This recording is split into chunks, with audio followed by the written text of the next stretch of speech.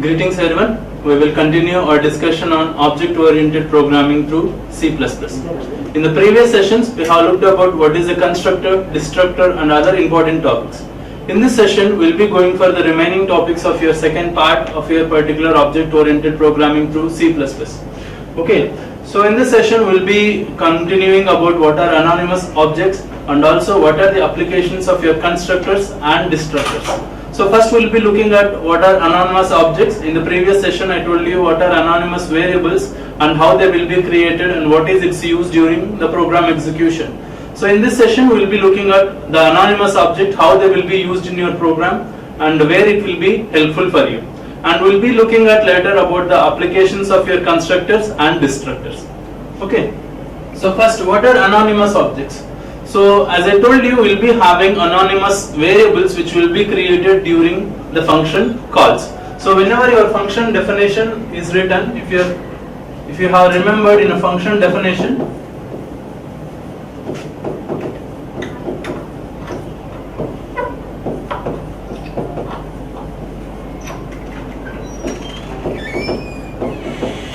okay. When you write a program like this, so whatever the value which you have compared, that is which you have done or which you have calculated, whatever the value a plus b, that value has to be written to your function call. Your function call would be written in your main and something like this 3, 5 you should have written your function call. So 3 value will be copied into a, 5 value will be copied into b, and whatever the 3 plus 5 value 8, this 8 has to be stored in one variable. That variable will be calling it as anonymous variable. So whatever the value 8 will be stored in one anonymous variable. So let's take it some capital A. Remember, your anonymous variable doesn't have any name. So this particular value, whatever the value, has to be stored in one anonymous variable. Since the particular variable doesn't have any name, we'll be calling it as anonymous variable. So whatever the value it has to return. So the value has to return here. So the 8 value has to be written from your function definition to function call. So during this process, so your function definition, so your 8 value will be present in one anonymous object. That copy of the anonymous object will be sent to here. That is, the copy of your anonymous object will be sent, copy of your anonymous variable will be sent from your function definition to your function call. So the 8 value will be present in one anonymous object, that particular thing will go to here. So you should be able to understand anonymous particular variables, and from that we should be able to comprehend what are anonymous objects.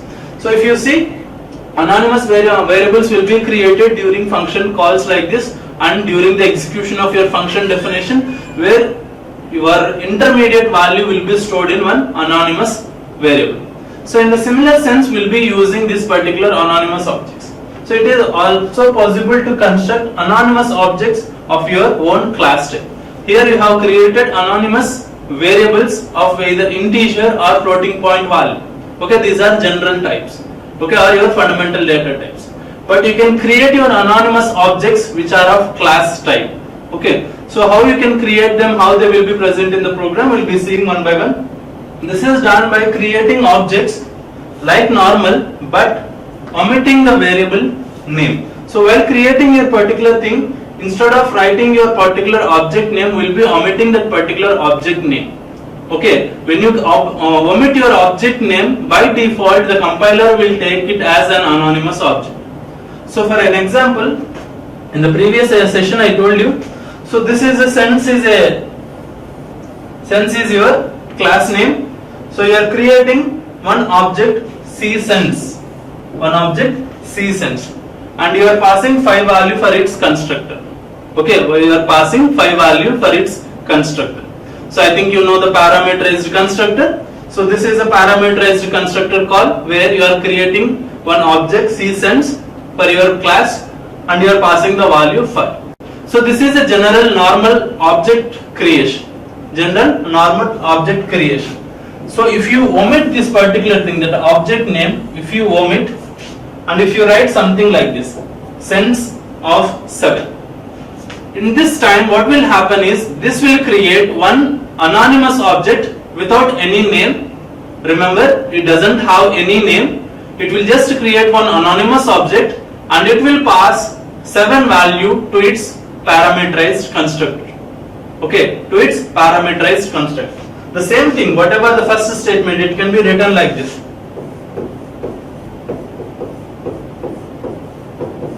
Sense of 5. This is same as this line.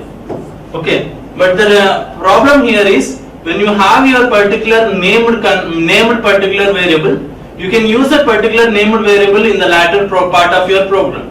For example, that is whatever csense object you have created, that csense object can be used in the latter steps of your particular program. But when you create a particular anonymous object like this, you cannot use the particular object later in your program. So the anonymous object will be used in only that particular expression or statement. It cannot be used in the further statements. As it doesn't have any name, you doesn't know how to identify your particular anonymous object in your program. So when you create your anonymous objects, they will be present only at that particular step. Okay, and the compiler will create that anonymous object internally and you don't see that particular thing. So how we are doing this is, you are just omitting the object name here. When you omit the object name, by default the compiler will create one anonymous object. So by this thing you should have understood that your anonymous objects are just like your anonymous variables which doesn't have any name. Okay, your anonymous objects doesn't have any name. The second thing is, the anonymous objects will be present only in that particular statement or expression. As I told you in the previous session, they will be having expression scope. Expression scope in the sense that they will be present or they can be used in only one particular expression or statement. They cannot be used in next statements or further statements of your program. So this is about the basic about an anonymous object. We'll be looking about the examples of this particular thing. So the first one, this is an example how to write a same program without anonymous objects and with anonymous objects. So if you see the program, so what you have is, you have one class sense. Inside the class sense, what you have written is, you have taken one private variable mSense. Okay, so don't worry about this particular symbol, same as general symbol. Okay, int mSense. Next, in the public, I have created one constructor, that is sense constructor with a parameterized constructor sense int of sense. I am just initializing whatever the value that you pass into the mSense. I am just initializing whatever the value you passed in the parameterized constructor during the creation of your object. Whatever the value you pass, it will be sent into mSense. Okay, this is initialization of your objects. The second method you have written is getSense method. It will return your whatever the sense value present for that particular object. So you are having only three things. One is your data variable mSent. The second one is your constructor, which will initialize your mSense to whatever value you pass. The third statement is your getSense statement, where you are getting the sense value. Whatever the value you have initialized, that value will be getting the value. So inside and you have written another print function where you are going to print that particular sense. So if you take the program, so if you see the first statement you have written sense, this is the class name.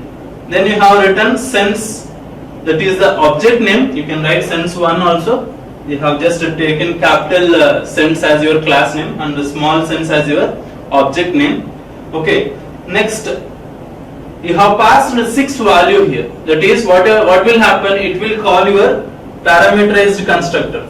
When it calls the parameterized constructor, your mSense will become 6.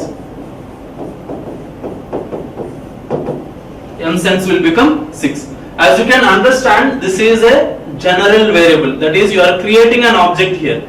You are not creating any anonymous object.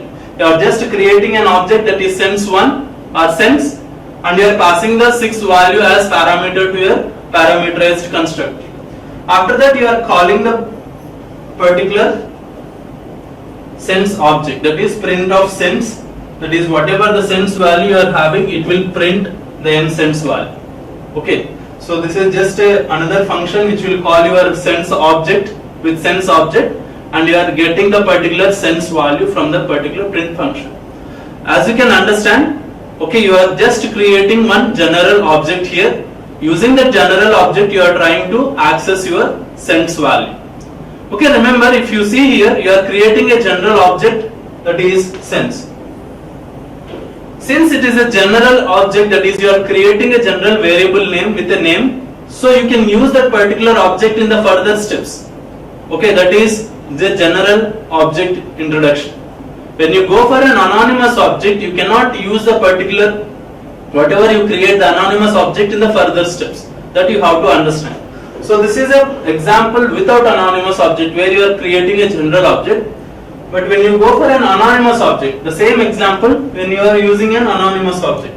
So you have written the same particular program. So you have same variable, you are creating your constructor, parameterized constructor. Then you have created your getSense function, and also you have written your print function which with the argument of an object, that is the sense object. Okay, if you go for the main, since you have not written or you don't have any what we call it as a general object, you cannot pass the general object to your print function. So what you are doing is directly I am writing one anonymous object here, that is sense of 6.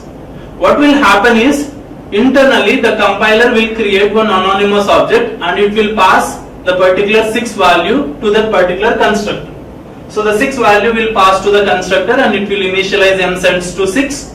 Okay, and once it initializes n sense to 6, this particular object will be passed as parameter to your print function. The print function will print your sense value. What you need to understand here is you are creating one anonymous object without any particular object name. Okay, without any particular object name. So this is one example of your anonymous object where you are not creating an object directly or implicitly. Okay, but indirectly you are creating one object without any names at the background by the compiler. Okay, so another example we will be looking at regarding these anonymous objects. So this is one example without anonymous object. So we are trying to add, in this particular example we are trying to add two sent values. That is, you are given two values, you have to add the particular values of the sense. Okay, like adding two object values here. So what you are doing is, similarly you are having m sense, the same in the previous like example you are having m sense as your variable. Okay, and you are having the same two functions, that is one is your constructor, parameterized constructor, another is your getSense function. Okay, and instead of printing you are having another function here, that is add function. Okay, in the previous example you are just having a print function which will print the particular object's sense. Okay, but here we are trying to add two different objects sense. That is, you are having add function and it is taking two parameters. One is one object, that is C1 object, another one is C2 object. Okay, another one is C2 object. That is, you are taking two objects of this particular class as parameters and you are going to return an object. Remember that thing, you are taking two parameters as objects and you are taking two objects as parameters and you are returning another object for this particular function. Inside the particular thing, inside the particular function, what you are doing is just you are adding the two sense by getting them. Okay, by returning the two sense we are adding the sense and you are going to return the sum. So inside the main, what you have written, you see properly, you have written sense1. So sense1 is the one object which will pass 6 value as sense, which will pass 6 value, that is your m sense for sense1 will be 6, and second object is created which will pass 8 value, that is you are passing 8 value into the second object. So you are explicitly creating two objects, that is sense1 and sense2, which values 6 and 8, and then you are calling your sum function.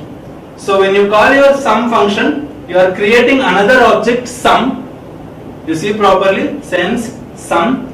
You are creating another object sum, and you are passing two values of this particular objects with objects. Send one object and send two object. If you see properly, sense sum is the third object you are creating, and you are passing two objects, that is sense1 and sense2, to your add function. Okay, and you will get the results in sum. You will get the result in sum, and if you return sum dot get sense, we will be getting the addition result. Okay, if you work out this example, you will understand better. But this particular example is an example without any anonymous object. Okay, if you write the same code with anonymous objects, how it will be? If you write the same code with anonymous objects, how it will be? So remember, you are not creating any objects here. So we will be having the same set of all functions, and we will be having the add.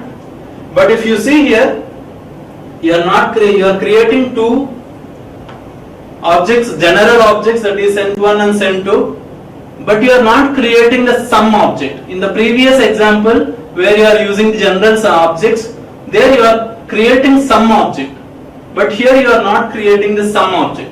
Okay, directly you are calling the addition function. When you call the addition function, what will happen? Here c1.getSense plus c2.getSense. When you call this particular addition function, by default, to store this value, whatever this value, the addition value, to store that value, it has to be stored in one object. Just like your previous examples in what I call it as anonymous variable in a function. In a similar manner, here you are having whatever the result you will be getting for the addition. That result addition will be stored in one object. That object will be returned to your particular function call. Their function call will get the sum value, and you will be printing this particular sum value. So the only difference between the previous example and now this example, whatever without anonymous objects and with anonymous object, is here you are not creating the sum object, directly you are calling the function. When you directly call the function, inside the function definition, the compiler has to create one anonymous object which will store the particular sum value. That particular sum value which is present in one object, that is anonymous object, that will be sent as return state. Okay, so I think you should be able to comprehend by this time what are anonymous variables and anonymous objects. Okay, anonymous objects are just objects without any name, and they will be created to store intermediate like values. Okay, so if you have named objects, why you need anonymous objects? You can be having named objects all the time. Okay, so explicitly named objects have several disadvantages. The first disadvantage is the programmer has to explicitly write separate declaration and invent a meaningful name for an object that plays a very menial role. Okay, whenever you are having an object which doesn't perform too much of a role in your program, it is just to initialize something, initialize your objects, okay, initialize your particular variable. When it doesn't have too much role and it is explicitly, you have to explicitly name the particular thing each and every time you write a program, each and every time you declare a new object. So that time your explicit declaration of object, named objects, will be an issue here. So each and every time you need not go for named objects. Whenever you are having simple objects, you can use them as your this thing, that is anonymous objects. Second thing, the object may continue to exist for some time, and after it has been used, even though it may not be used further. If you see properly, the anonymous objects are usually present in the local statement, that is they will be present only in one single statement, or they are local to, or their scope is in the expression. So when you are having an expression scope, the particular object will be present only in that particular expression. After the expression, the particular object will not be used until the end of your program. Okay, until the end of your program. But if you use the same thing as a normal object, the named object will be present from the starting of your main code to the ending of the code. So the usage of your memory will be very less if you keep giving names to each and every object. So to avoid wastage of memory for some simple objects, you can use your anonymous objects. When you use your named objects, it will be having these two disadvantages. One is you have to explicitly give naming names for each and every object. The second thing is you will be wasting memory when you create objects which has very much small role in your program. Okay, this is about your anonymous objects.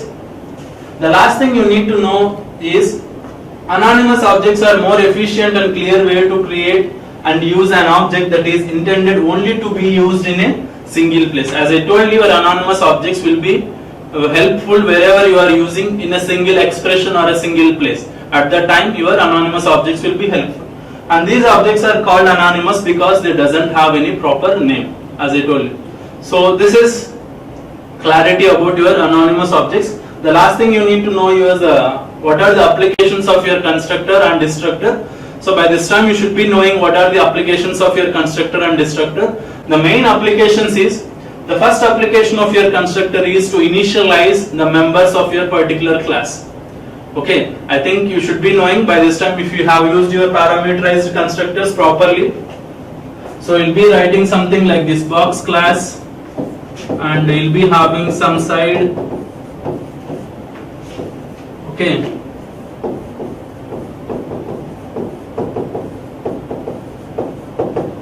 So each and every parameterized constructor which you have written so far will be having a parameterized constructor in this manner, where you will be initializing whatever the values present in the particular object or class.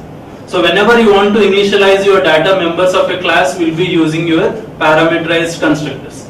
The second thing is it will allocate memory for your objects.